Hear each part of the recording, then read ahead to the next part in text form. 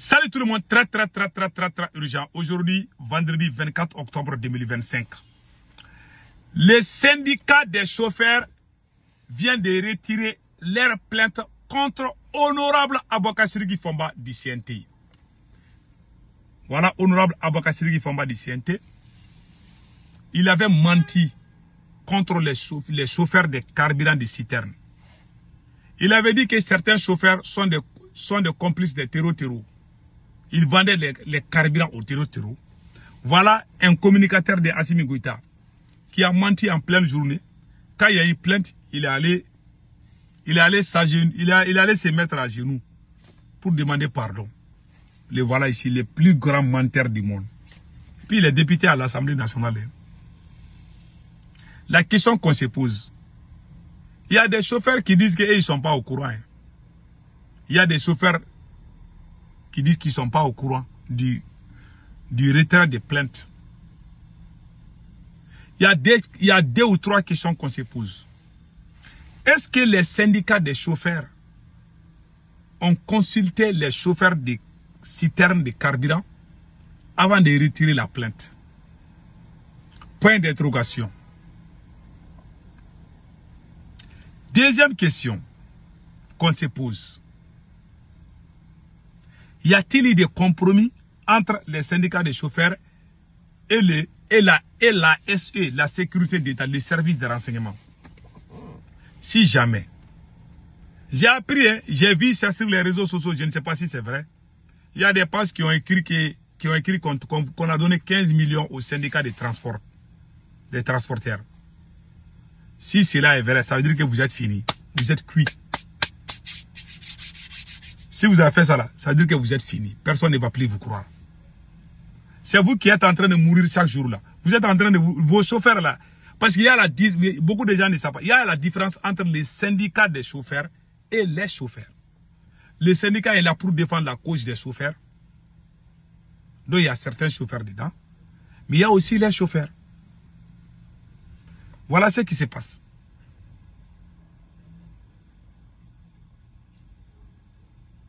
Donc, ils ont retiré la plainte. C'est même écrit ici. Hein. Je vais essayer de dire ça là.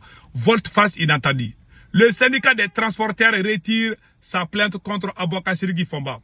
Coup de théâtre dans la querelle du Cuba. Le syndicat des conducteurs de poids lourds a décidé de retirer sa plainte déposée contre le parlementaire Aboka-Siriki Fomba.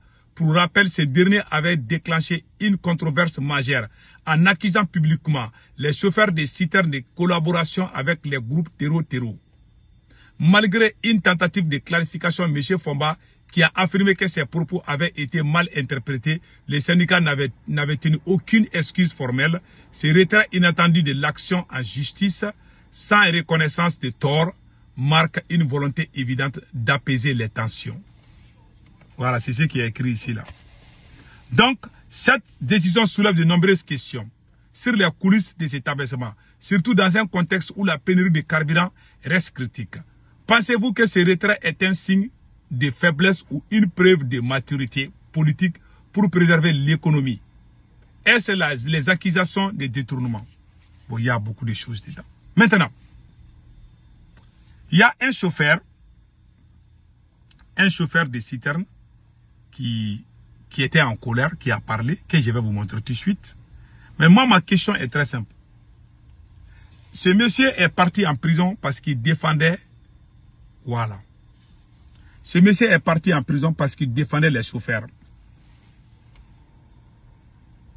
Les syndicats des chauffeurs ont pardonné Aboka-Siriki Fomba. Mais nos camarades qui sont en prison là, on a demandé pardon. Jusqu'à présent, on ne les a pas libérés. C'est-à-dire au Mali, il y a 2 poids 2 mesures. Puisque Aboka-Siriki Fomba est un député de l'Assemblée nationale, un membre du CNT,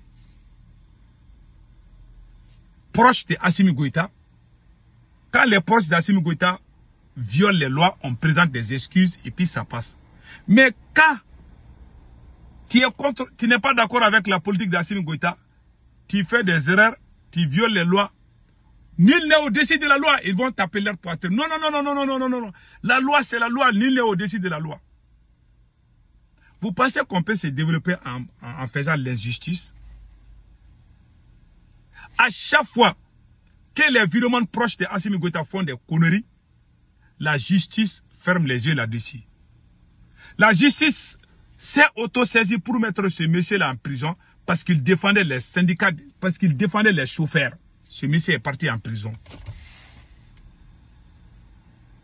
L'imam Bandjougou Diarra a fait une sortie qui n'était pas bien. Après, il a présenté ses excuses. Malgré tout, il est en prison, hein, bientôt 1 an. Tous les plus grands imams du Mali ont demandé pardon à la justice malienne, à Assimi Goïta. Ils ont refusé. Ils ont mis l'imam en prison, un imam. Mais quand à votre tour, vous parlez de Dieu, vous parlez du Coran, vous parlez de la Bible, vous devenez même des pasteurs ou des imams, ou des prêcheurs. Vous pensez qu'on peut développer un pays dans une manipulation de ce genre? Fomba devait aller en prison.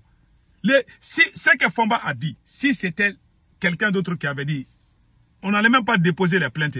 Le procureur allait même chercher la personne pour la mettre en prison. Mais s'il s'agit de vos proches, vous négociez. Et vous voulez que le pays... Vous allez dans quel pays où l'injustice, avec l'injustice qu'on peut se développer? Moi, j'ai un ami. Son papa a marié une deuxième femme. Sa mère était la première femme. Son père allait marier une deuxième femme. Quand les deux femmes se bagarraient là, son père frappait la maman de mon ami pour satisfaire sa deuxième femme.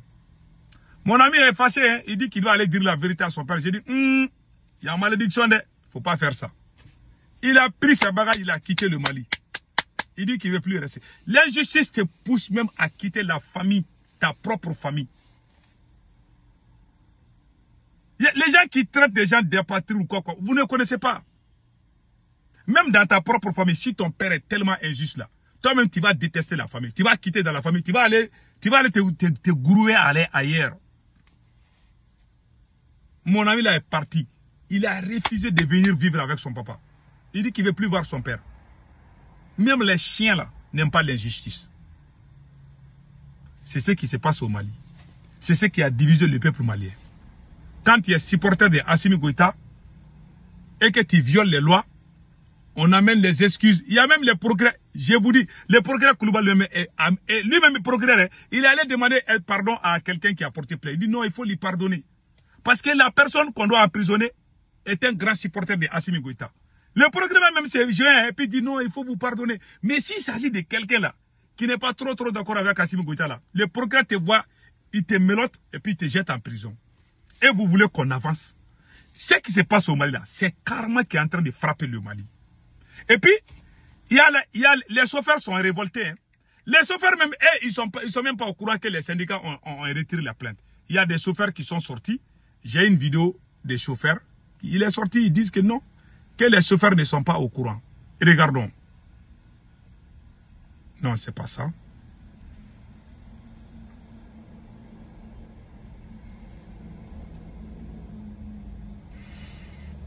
Voilà. Je pense que j'ai la vidéo là ici, que je vais vous montrer tout de suite. Les chauffeurs ont commencé à parler. Voilà, voilà la vidéo.